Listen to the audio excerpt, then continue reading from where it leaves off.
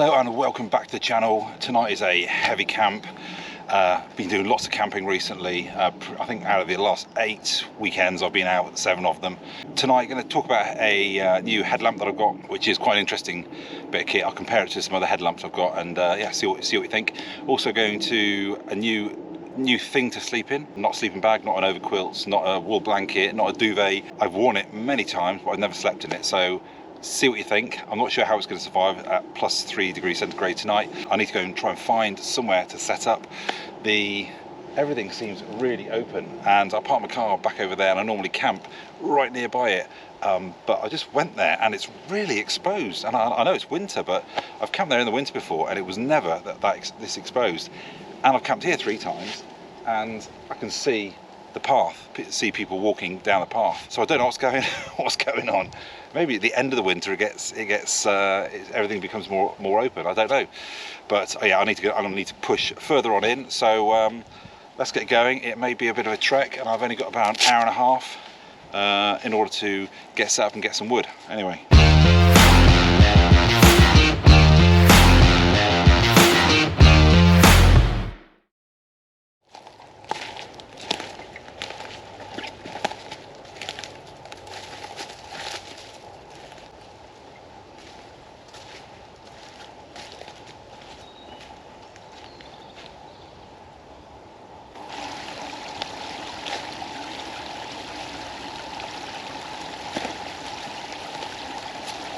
Right, I think this will do. There's this little brook that's going past, so the sound of the water will actually be quite pleasant, I think. It makes a change because I don't normally find anywhere that's got water running past it. Never been this far in. I'm probably about 300 or 400 meters further in. I can only get in because it's the winter, so it's a good time to go and explore. And I'm actually really glad that I couldn't get where I was, because it's forced me to go and explore a little bit. So I'm going to dump this because it's quite heavy, and as I always do now, go and do a recce around the area, just see if there are any other paths, any sort of signs of people, any signs of stuff that I don't want to be around. And I need to do it fairly quickly because I know the rain's coming in tonight and I'm way behind the curve. It's going to get dark in about an hour, or the sun sets in about an hour. Yeah, rain's coming down. I don't really have a waterproof on.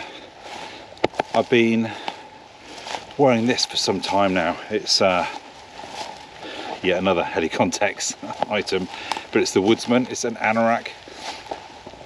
You've got a pouch here and you've got pockets which go all the way through either side. It's got a zip which goes from the top all the way down, so you can unzip the whole thing. It's got a sort of a really breathable back to it, hood. And it's really tough. It's great for just pushing through the woods. I've got other stuff that I wear, but if I'm really getting to the undergrowth, yeah, rain's coming down now. If I'm going to the undergrowth, this thing's just awesome. It's just real tough. I wish I'd got my tarp up just 5 minutes ago. Right, it'll be a quick recce then, not much, but all looks quite open. Interesting. I might go and explore that a little bit later, but it doesn't look, the ground just looks quite a bit boggy. Superfly tonight. See how quickly we can get this thing up. What's going on? My rapid deployment is not rapid deploying.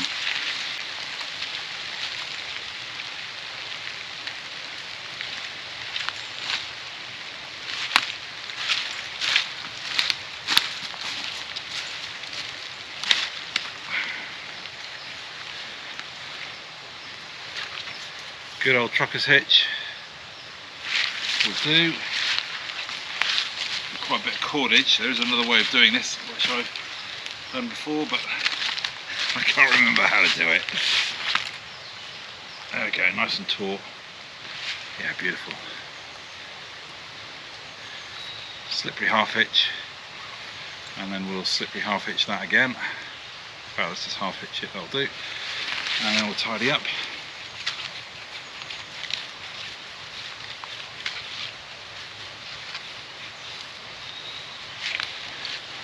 Yeah, I need to probably get rid of some of this, but it's only quite There's some out paracord, but I do like the flex. Get this up quick.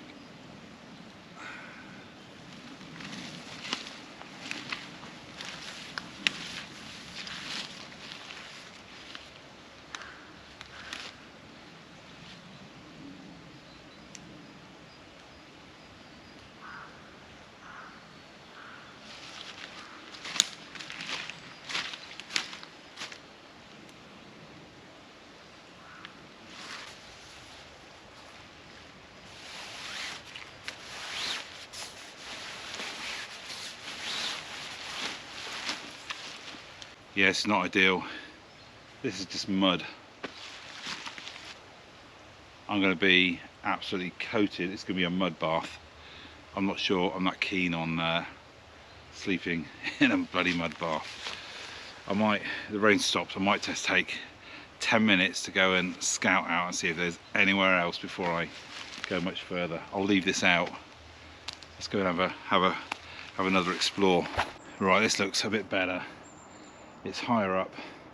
It's still going to be a bit muddy, but it's drained down. You can see where the plants, these sort of longer, greener plants are. That's where all the water is. So up here is just that little bit raised up. There's a buck in there grunting away, who I just saw very briefly. Right, finally found somewhere. Constantly pushing for somewhere better. I think we're running out of light quite quickly. So what I'll do, I'll show you about the torch, a headlamp. Do that in the morning, and I'll show you the sleep system before I go to bed, and see what you think, and we'll see how it goes. Right then, there we go. I've got about 10 minutes until sunset. I've still got to get some wood, so I've got quite a lot to do really, and I haven't really found any decent wood. One little hack that I do is if I tilt you down, so where my guy lines go in, particularly if it's all been, if you've got all this, all the leaves down there, if your guy line comes off your peg, you're never going to bloody find it. So I always pull away the soil at this side so that I know roughly where the peg is. Kind of a semi-porch mode. I quite like this one because that's where I want to be looking, because that's down into the woodland. Behind me is all bramble, so not really fussed about that. Raise up one end of the porch and then you keep the other end lower, and that way you just don't get any water pooling in. It all just runs off down one end.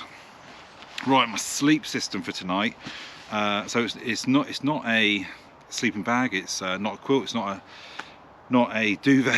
It's not a wool blanket. It is this system here. I'll try and show you the name.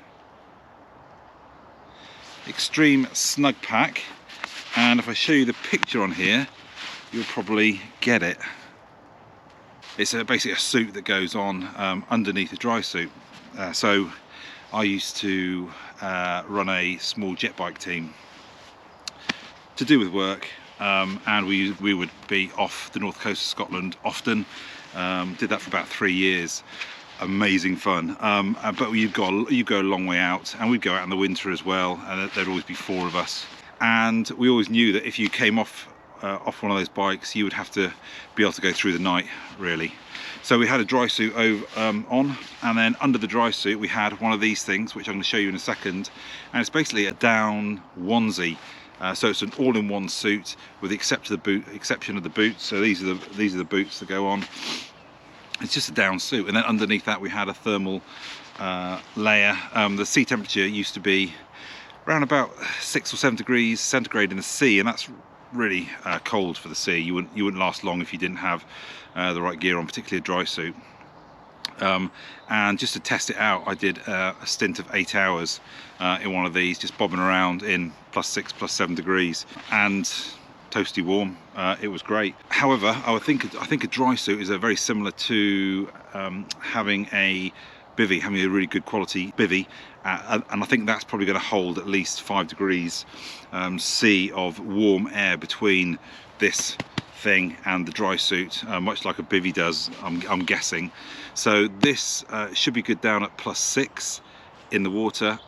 So let's say because of the dry suit, let's say plus 11. So I reckon this is about plus 10, plus 11 degrees centigrade in terms of what it will get me to. Tonight's going down to plus 3, so I'm probably going to wake up very cold. I do have a backup plan of a light summer jungle bag to throw over the top of me just in case, but I'm going to try it out. I'll get it out and show you what it's like. Right, this is it, snugpak Weasel. I think it's called a micro drive suit, but it's effectively one big down onesie. It'll be synthetic without a doubt, just because of the nature of what it's used for in the water. It's got a zip down the front with a zip at the bottom, just for that evening relief. Inside, it's a wicking material inside, sort of a felty, quite a nice feel. I did, when I went to give this back, they didn't want it back. Clearly, I'd been sweating and sweating in this thing for ages. Then you've got these little elastics on the bottom, and then you've got the little booties. So that's what we're going to try out tonight. I reckon I'm going to get too cold. I think it's just under 2 kilograms. In fact, I'll put the weight up, so I'll weigh it. The whole lot. It's quite bulky, but I love the idea that I don't have to get out of my sleeping bag in the middle of the night to go for a pee. I just get out and go for a pee. So I'm actually quite looking forward to trying it out. Fingers, I didn't really think about that. I didn't bring any gloves, so I'm not sure how I'm going to do that, but I'm sure I'll come up with something. But right, that's my sleep system tonight. Let that loft up, because I gave it a big wash quite recently, so it should loft up quite nicely. I'll chuck that in, and the booties, and now I need to focus on wood rapidly. Tonight is not silky. My Boreal 21, which I bought a long time ago when I first really got into wild camping, because I saw Canadian Joe, out in the woods, and I saw him with one of these, and I thought, right, that must be what I need. But this is for bigger stuff, really. With this, you can do it's a 21-inch blade, but you can do sort of 9-inch diameter wood with this if you really need to. So it's fairly substantial. The teeth it all folds out, and lots of people have seen these. They're on lots of YouTubers' videos. Very loud. And there it is. There is a smaller version. I forget the size of the smaller version, but I'd rather just go for a silky if I'm going to use that. If you're going to get one of these, it's worth getting a spare blade and the spare pins. But yeah, they're quite brutal. Actually, only about 20 grams heavier than my big boy. So you know, it's comparable if you're going to chuck in your kit. Right near my camp. This all dead. Yeah, I'll take that top section, and that'll do my fire for tonight, and we'll leave the bottom section for another time.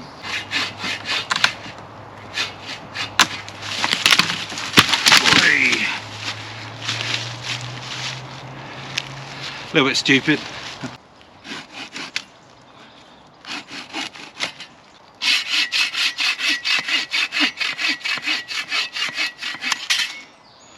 Nah, might be a problem with this wood. It'll burn, but I don't know. Not going to be good. Now the middle's punk. It's spongy. Actually, I think it's just the top part of it. I think this bit's okay.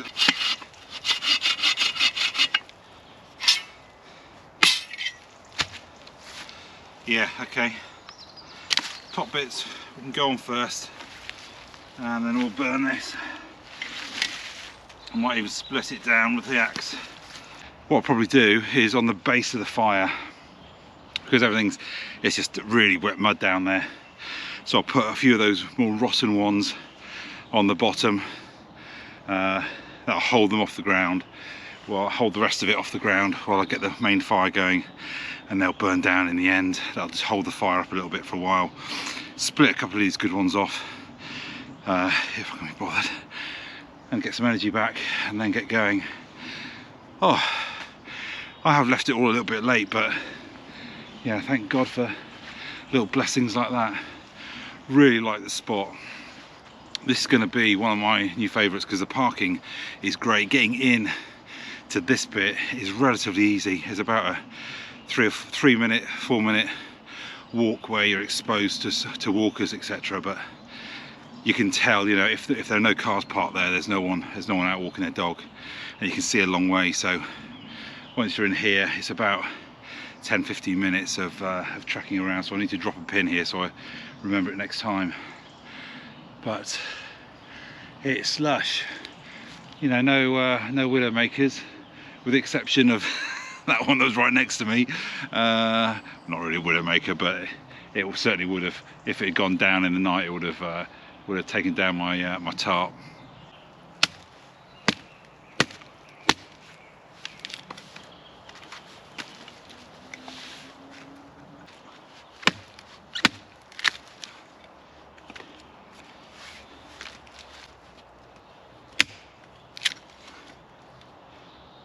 That's rotten, but we'll get started. My goal this summer is to actually start doing fires from basic principles instead of always cheating. But in the winter I just find that I just don't have time to deal with work, deal with family, get out into the woods. I just run out of time too quickly, and then I end up rushing. Stick that. This is why I love this this Woodsman with the anorak with a big pocket on the front. I just drop stuff in there, so rather than put it down on the ground. It's just so much easier. And then just every now and then go through and empty it out. I think I'm even just going to go for a lighter today.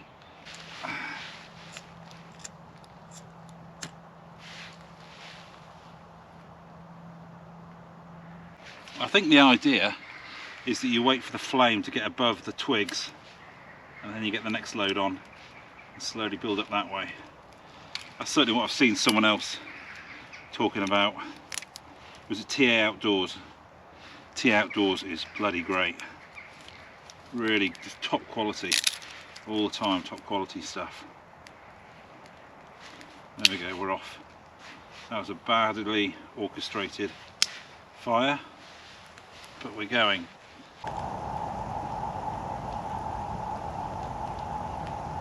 A civil war would not necessarily be, it's really going to be rural versus urban.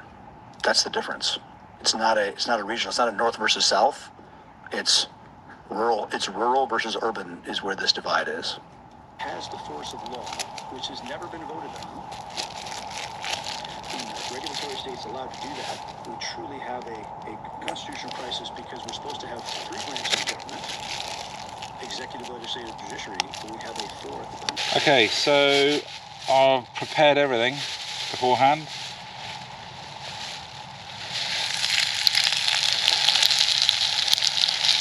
Too much? Too much. Bollocks. That'll do.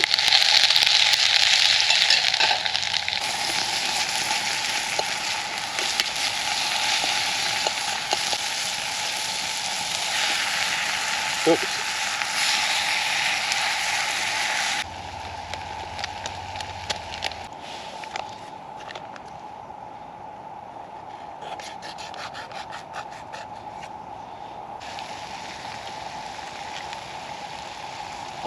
Oh, it's what we need. The outside air temperature is now +3 degrees centigrade, and I need a hot meal. What great food for wild camping. No, I love burgers. I think burgers are outstanding. They're just so simple. This is a little bit more effort, but it just makes it a little bit different. I get bored of just burgers and steaks, and this is great. Right, I'm wrapped up in this thing, boots on as well, which actually feel nice and toasty. I feel really warm in this already. It's quite remarkable how quickly I've warmed up. I think I was fairly warm beforehand, but it was a bit of a palaver to get into. Right, I'll go to sleep and I'll see. It's +3 degrees centigrade at the moment, I feel warm enough.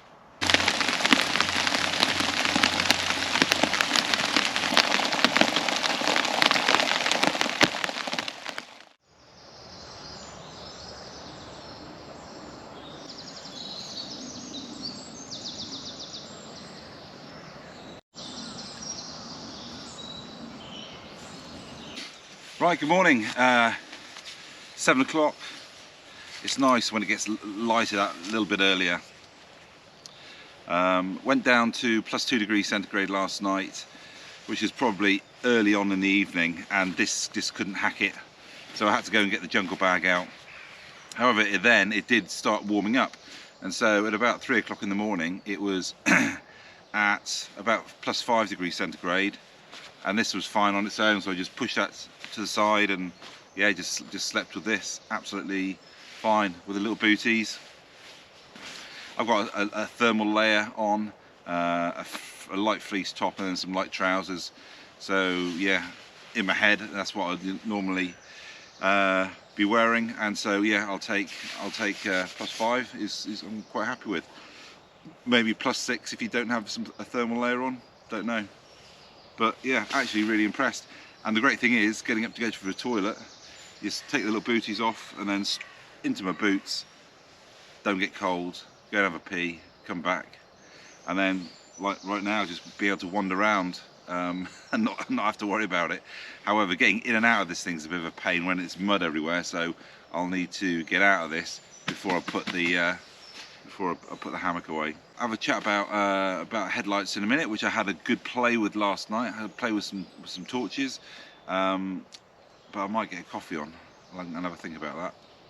Right, no coffee because I can't actually get my Trangier open, so I've put fuel in here, and the lid didn't put it on tight, but there's no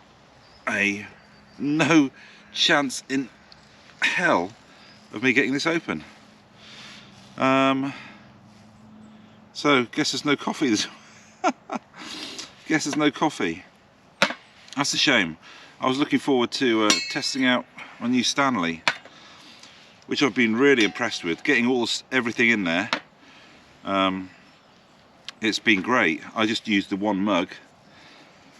Otherwise, I think you waste a lot of space. So one mug in there is great, and then I can put all this. That's my windbreak that I've been using for years.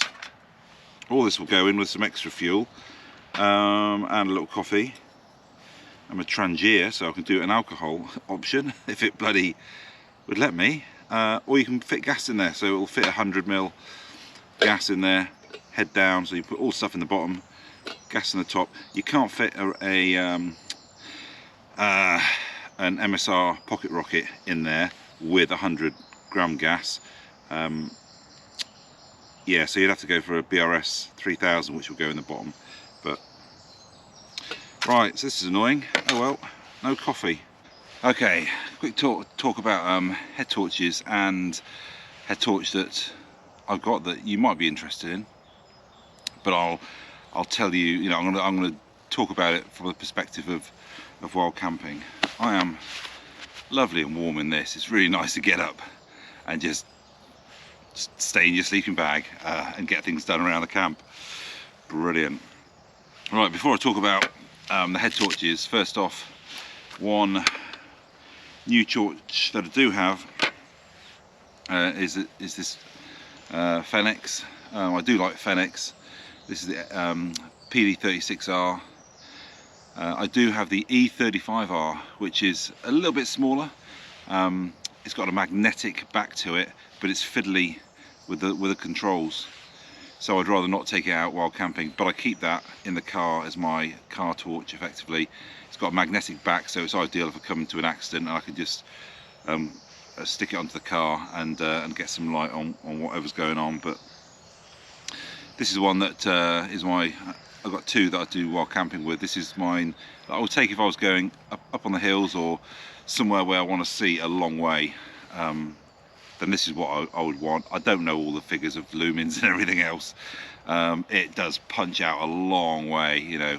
Last night it just illuminated this whole wood. However, into the woods, I wouldn't take it. I would still take my 1 AA battery Fenix LD12. It's got nice low light if you just want to move around and be discreet, but if you bang it all the way up, its high setting was about the same as the low setting on this, but it was easily enough, and this is quite an open woodland, and it's easily enough to be able to see where I was going. This one was chucking out so much light that everything was really bright, but it's irrelevant. I couldn't see really any further because it couldn't punch through the woods. Anyway, there we go. That's my thoughts on those handheld lights, which I know I've done a video on lights before, so I'm not going to go into them too much. Right, these are the 2 wild camping lights that I take, and like I say, I've done a video about lighting. Black Diamond, I think it's a Cosmos 225, and the Nightcore NU25 rechargeable one, and this takes 3 AAA batteries. Ideally I don't want 3 AAA, I'd just rather have a AA, but anyway. Yeah, so the features I look for on a torch are, in terms of lights, I want a white light that is as low as possible. It's great having a one that will look long distance and be really bright, but that's for being around the camp. That's really not what I want. A white light. Now this one has 2 white lights. One of them is a wide beam, which is great in the camp, and the other one is more of a spotlight, which is great if you do need to walk out and be able to see where you're going. But I don't need massive amounts of lumens to do that. So I do like that. It's also dimmable, obviously, and which is quite essential. What I like about this one particularly is that when I dim it down, it gradually dims down, and then it gives you a little flash to tell you I'm at the lowest setting now, and then you keep your finger on it, it comes back up, gives you a little flash to say it's at the higher setting. I quite like that feature. The other one, this one here that I've got, is just stepped. You're just going through, and about 3 different settings: low, medium, high. So it's quite straightforward. But I do like this one. So that's the white light. The other lights you can get on here, it's got a red light as well. I think red light is absolutely essential. I would always have a red light, again dimmable, and as with the main beam, I want it about 1 lumen. That's what I personally look for. The lowest setting, I want 1 lumen. So red light is great. You can get other lights, so you can get blue light. So for medical reasons, actually, I've heard, and I've never experienced it, that blue light is the light that you want for that, for dealing with bleeds and stuff like that. I've seen some torches have green light. I don't know the benefits really of the green light. I'm not sure. And then you could get an IR light. So if you had a night vision device, you can put it on strobe, so if someone else has night vision devices, they can see you, whereas general public wouldn't be able to see you, or you can just use it to illuminate where you're going. That's one other option. Next thing is the actual casing itself. This is made of hard plastic, as is the Nightcore, which is absolutely fine for everything we do. The glass, I've never had any of my, I've got a few head torches, I've never had the glass really break on any of them, so they're all pretty tough. And then they've got a strap, which I'll come on to in a second. They have to be adjustable. I like them to be adjustable, but I don't like this. Too noisy for me personally, and I bring that up only because once when I was stealth camping, there was someone walking a dog with a torch, and I had this on. Even though it's on red light, I did this to dip it down. It was really loud, and they swung their torch around in my general direction. Pretty sure they didn't see me, but yeah, it kind of gave me away. So I need it to be able to tilt, but I don't want that noise. And then the controls, I've said it before in the last video, got to be really simple. I just want, this one is an on-off on the main button, and I can feel that button up there, and then the little button just flicks between the 3 modes, and then press and hold the big button is dimmable. So that is simple. This Nightcore one is even more simple because it's red on one side, oops, there we go, red on one side and white on the other, so you just go for whichever whichever one of those two you want. Red is right. Yes, so that's that. Batteries, I mean, this one's rechargeable. I do like rechargeable if you could do multi-day, because you've got your power bank and you can choose where that power goes. Does it go into your light or does it go into your phone? It's a little bit more flexible in terms of charging if you've got a charging option like solar. But if this runs out when you really need it, you got no option other than use your backup light, which hopefully you've got while this thing is recharging. Whereas this here, I just take the batteries out and put new batteries in. What I don't like about this one particularly is that it's fiddly to get the batteries out. I would need another torch in order to get the batteries out, open it up, and then I've got 3 AAAs to have to deal with and put in the right order, if you see what I mean. So I'm not particularly keen on that. I'd rather just put one AA in. Like, I've got a much smaller one of these that lives in my get your home bag. But there we go. So that's the battery side of it. I personally, for wild camping, I like taking the batteries if it's just for one night. But this is quite good because it slowly loses power. You can tell that it's on its way out, so it gives you a little bit of time. This thing I got free with a winter sleeping bag. Don't know why. In fact, it wasn't free. It was 1 pence. But I think you can buy these Cosmos 225 for about $30–35. This Nightcore is the 25 is about £85, so it's quite a bit more expensive. And the final thing that I like, that I think about, is the strap on the back. I don't like the ones where you have the strap over the 3 straps, because I like to be able to drop this around my neck, and it needs to be easily adjustable because I have it, if it's on my head, I'll stick this on my head, probably the wrong way around.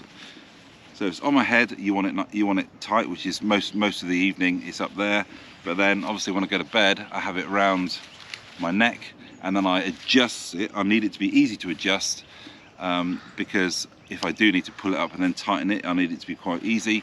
But I normally tighten it such that it can sit on my chin, so I can pull it up. So this one's a little bit too loose, so I can pull it up and put it on my chin.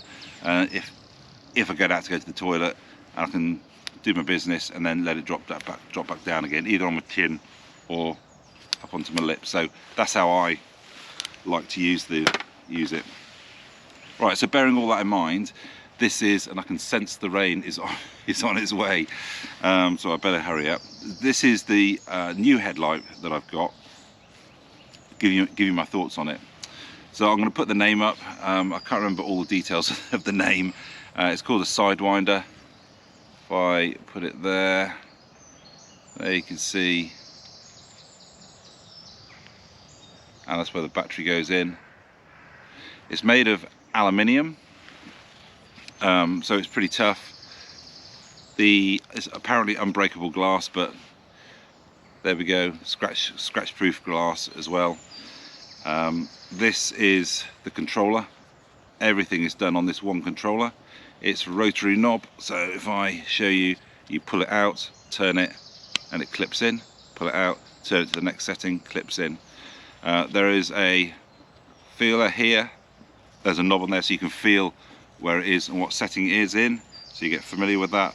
What that does is adjust the light. So on here we've got a white light, and the white light it's not a wide light like that. It's basically got 2 settings. It's got 2 beams in there. One is a wider beam, and then you've got a spotlight beam as well, so it's both at the same time. You can't just have a wide or just have a spot. You've then got a red light as well, and the red light is, when I'm standing up, the red spot on the ground is about that big. You've then got a blue light for medical, and then you've also got an IR light. Now I'm not sure I'd use an IR light. I mean, I do have some night vision stuff, but I just can't see me using an IR light on there. And so that's the settings. You pull it out, turn it, and put it back in again. And to turn it on and off, you press on, and then if you press and hold, it just goes through, I think, 4 different settings of dimness. Press it again and it's off. So really simple controls. You can feel it all up there. I actually really like that feature of it. I've already said about the material, so the controls are really good as well. Now the lights, I'm not actually that keen on it. This goes up to 55 lumens. I don't know what it goes down to, what the lowest setting is, but even on the lowest setting, the white light is just too much light out there. It's not stealthy. It's not stealthy enough. The red light, my other torches, the red light is quite a wide area. It lights up an area, and it's nice and dim, 1 lumen. This red light is certainly more than 1 lumen, and it's rather than be sort of a wide area, it's a very defined circle. And like I say, it's a circle about that wide on the ground. Very clear red light in that area, so it's very precise light. But I'm not sure I'd like it. That would be fine if you were walking through somewhere. And so I think this light isn't for in camp.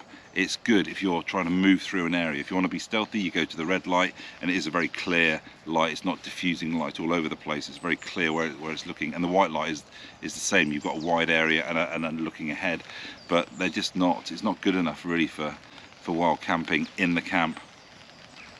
Oh, here comes the rain. I'll have to get under cover in a second. And the battery, one of the great features about this is the battery is easy to get into.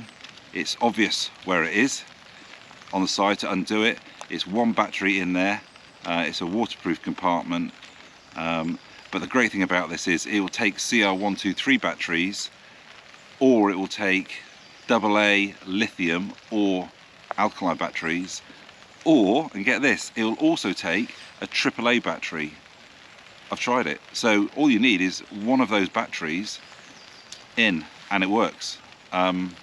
And there are different times that it will last, etc., depending on the different batteries. But that is a really nice feature, to have that complete flexibility to put any battery in it. So overall, yeah, I would say this is a very nice headlight for anything tactical or survival. This is what I would want, because it's just got, you know, lots of different features, really easy to use, tough as old boots, really reliable. But it's not for wild camping. For wild camping, and this was £85 as well, so I'm not going to move this on. I'm going to keep it, I think, but I would always go back to this cheap Black Diamond Cosmos 225, $35. It's done me really proud. It does everything I want to be. So this is my #1 still while camping head torch. Right, that's me just about done. I can hear people over there, so there's definitely people walking dogs, but they won't come this far in. You can still see on my tarp the sill nylon effect, where it just absorbs all the water. That was fairly tight up. The ridge line of that tarp was quite high up, but it's definitely sagged this morning. But I do like that setup, just having my head up this end and then the opposite end, raise that up into a porch mode so you can see out, and the water just comes nicely down here. Because I've had it before where you put both up in porch mode, and if you do get rain in the night that you maybe don't know about, it starts pooling and things go wrong quickly. But nice setup. So I hope you enjoy the video. Yeah, I had to push on right into here because of all that foliage. I never experienced, you know, I've camped there before in the winter, never experienced it being that open, my other 2 camp spots. But anyway, it forced me to come in here, and I'm going to do a little bit more exploring before I head out. But and this is really isolated up here, so this is a great spot. The car, I can park it there really easily, and from the car to get into here is maybe 3 minutes walking, and it's very easy to see if I'm going to get in without being spotted. So yeah, thumbs up. I'm more than happy. My sleeping bag, yeah, I really like that idea. It's a bit fiddly to get in and out of the thing. 5 degrees centigrade, I reckon. Just wearing normal clothes, 5 or 6 degrees centigrade, and you're absolutely fine. The head torch, it's a really nice head torch, that one, that Sidewinder. But it's not for wild camping really. It is for tactical. It's for moving through an area. It's got all the fancy little bits on it. It's got some very nice features. It's tough as old boots, and if I had to take one head torch to go and survive with, that would be it. But it's not wild camping really. Wild camping, I want the light right down, and I want it dispersed, and so that really cheap. And the Black Diamond is just great. Cosmos 225, look it up, or something similar with those features. And it's a shame I couldn't have my coffee. I don't know what went on with that Trangia, never experienced it. I'm guessing that the air pocket in there with the liquid cooled, the whole thing contracted down, and that's effectively sucking the lid on. So I need to gently warm it, and maybe I'll be able to get the lid off then. But that's really frustrating because I was really looking forward to a coffee and just sitting there and watching the rain and looking down over the forest. But there we go. Anyway, hope you enjoyed the video. I enjoyed my fajitas as well, and I'll see you next time.